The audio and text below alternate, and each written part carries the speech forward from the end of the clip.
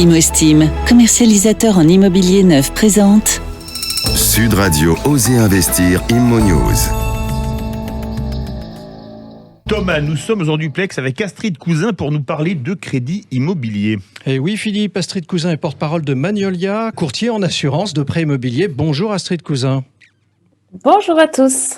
Astrid, les députés viennent de voter contre l'avis du gouvernement la possibilité pour les emprunteurs de changer d'assureur pour qui prêtent sans attendre la date anniversaire du contrat. Est-ce une bonne nouvelle pour les emprunteurs qui permettrait de faire jouer une concurrence et donc de faire baisser les tarifs comme l'indiquent les députés du groupe Agir à l'origine de cette initiative ?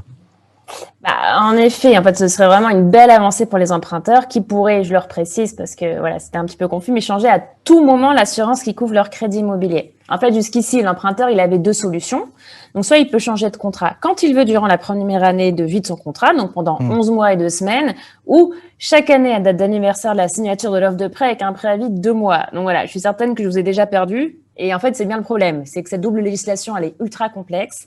C'est un casse-tête pour les emprunteurs et les banques l'ont bien compris et certaines se servent depuis le début de cette complexité, de cette ambiguïté, en fait, pour mettre des bâtons dans les roues à ceux qui voulaient changer l'assurance de prêt qu'ils avaient pris avec leur banque. Alors, Astrid, on est d'accord, la ministre Pannier-Runacher est totalement opposée à cette disposition. On sait que ça risque de revenir devant les députés en repassant probablement devant le gouvernement. Précisons quand même que ce sont 6 millions de détenteurs d'un crédit immobilier, ça représente 6 milliards d'euros de cotisation d'assurance. Dans votre rôle de porte-parole de Magnolia, vous croyez au maintien de ce vote ? Comme vous dites, c'est un marché énorme. Donc c'est 6 milliards d'euros qui est détenu à 85% par les banques. C'est un énorme pactole que les établissements prêteurs veulent absolument pas lâcher et surtout pas avec des taux d'emprunt aussi bas.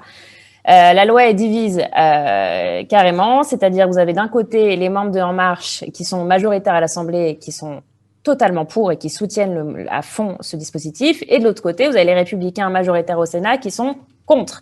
Donc en fait, ça va être un jeu de va-et-vient entre le Sénat et l'Assemblée. J'ai passé quelques coups de fil aujourd'hui pour un petit peu avoir la température. Oui. C'est totalement incertain. Le suspense est vraiment à son comble. Mais si l'Assemblée a le dernier mot, ce sera bon. Voilà. Écoutez, on va suivre le dispositif législatif et on vous réinvitera. Sud Radio, le grand matin week-end, Osez Investir l'hebdo, 9h30, 10h, Thomas Binet.